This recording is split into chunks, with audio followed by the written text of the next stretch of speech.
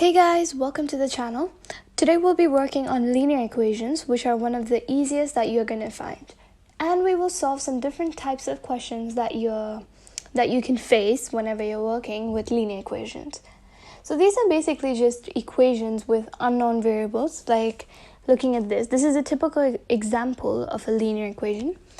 And this is the x that we don't know. So this is the easiest way to find a linear equation. They have unknown variables to the power of 1 that we don't know. Sometimes they can be letters, like in this case we have an x. It can be a v, y, z, anything. Sometimes they can be symbols like alpha, beta, etc. But the same method is used for all of them, and the goal is to find the value of what we don't know, or the unknown variable. For this case, in fact, for every case, this works in every case, I've written down a simple rule that if you follow, you can very easily solve any linear equation at any time. So it's really easy, really simple to follow. It just has 3 steps, and you don't really need to memorize anything per se, because once you keep doing it, you get the hang of it. It's really easy.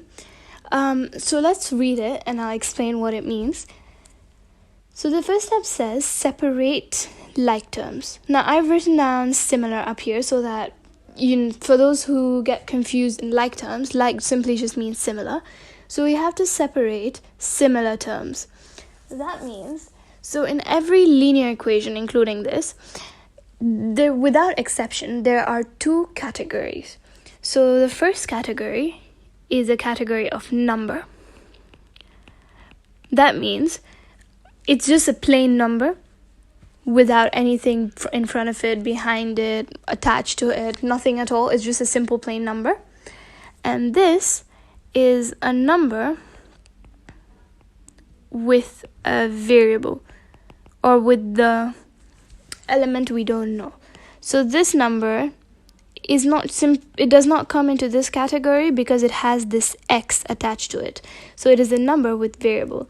So in every single linear equation, there are 2 categories, and we have to separate them first. So we know that we have these 2 here. What do they mean by separate?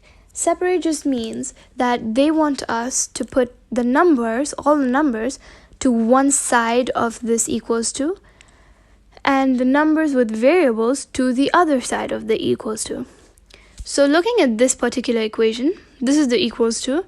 We have a number here, so that is at this side. We have a number with variable at this side. We still have a 6 left though. So we know that this 6 doesn't have anything attached to it in front or behind it. So it's just a simple number. It's not 6x or 6 lambda or 6 whatever.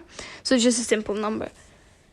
So that tells us that 6 and 2 come into the same category, and therefore they should be together. And they should be separated from the 2x because this is in a different category. So to separate it, we must bring the 6 towards this side so that all the numbers are at this end, and all the numbers with variables are this end, so that they're separated by this equals to. That is just what the first step means. So trying to bring the 6 over here, one thing we must keep in mind, always, I repeat, always look at the sign in front of it. So this 6 has a minus in front of it. Don't forget to do this or you'll get it wrong. It has a minus in front of it, so it's actually a minus 6. Whenever any number or any element crosses the equals to sign, because to come from here to somewhere after the equals to, the 6 has to cross over this equals to. It has to go over it. Whenever any element crosses over this equals to sign, the sign changes. So this minus 6 will now become a plus 6. So let's write this down. We have our 2x minus 6 equals to 2. Our minus 6 will cross here. So it will become 2x equals to 2 plus 6. Because the 6 has gone from this end to this end, and it has crossed the equals to, so its sign will change. So this is what we have. So we have done the first step. The second step says we have to add or subtract. Now it's not even a step really, it's just common sense. We have a 2 plus 6 over here, so obviously we have to add them because we can do it. So 2x will become 6 plus 2 is 8, so 8 divided by 2. Why? Because that's what our third step says. Divide by the variable coefficient. Now, variable coefficient is simply just the number in front of the unknown variable. So our unknown variable is x, so our variable coefficient will be 2. So we divide these by 2. Yeah? If that's clear. So 2 divided by 2 is 1. 8 divided by 2 is 4. So 1x equals to 4, which is the same as x equals to 4. Now, the reason we divided by 2 is because we got 2x equals to 8. But we don't need 2x. We are really trying to find x and not 2x.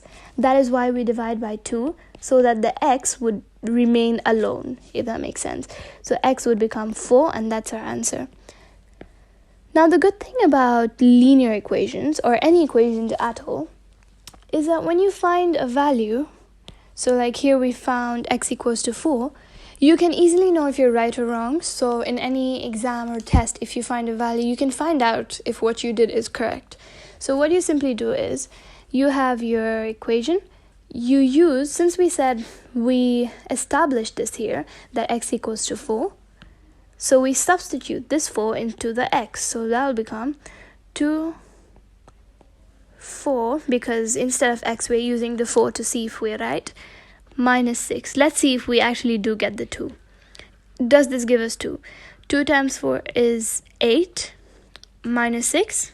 Oh wait, yeah, that is 2. So we are correct. That's how we know we're right. And we have also fulfilled all 3 of the steps.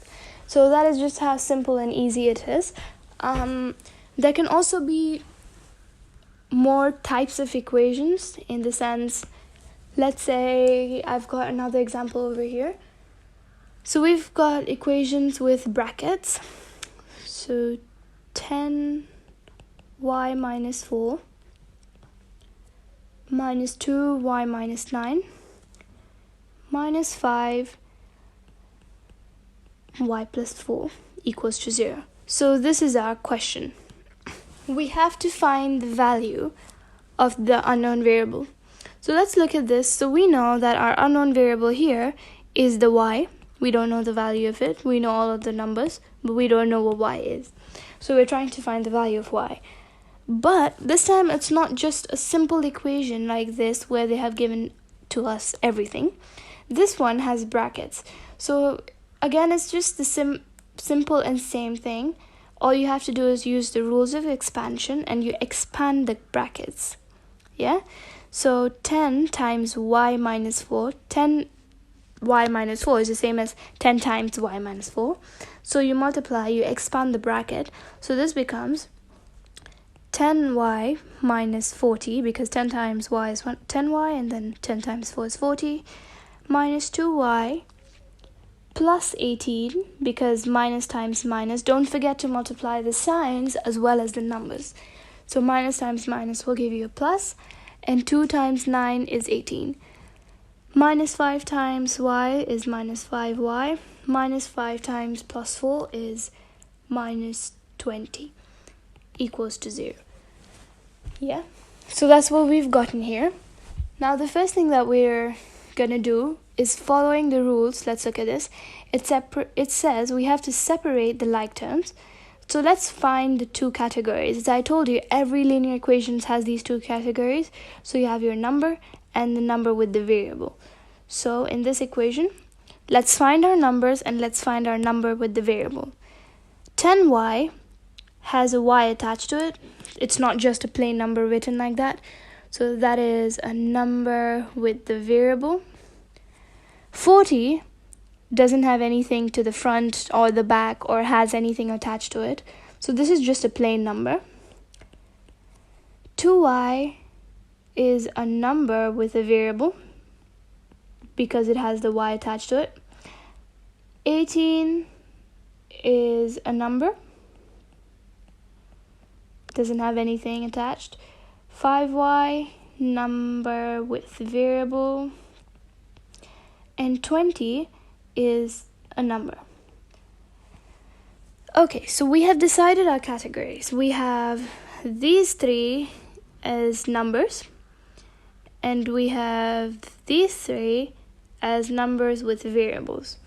So let us separate them, as the first step says, separate like terms. So let us separate them.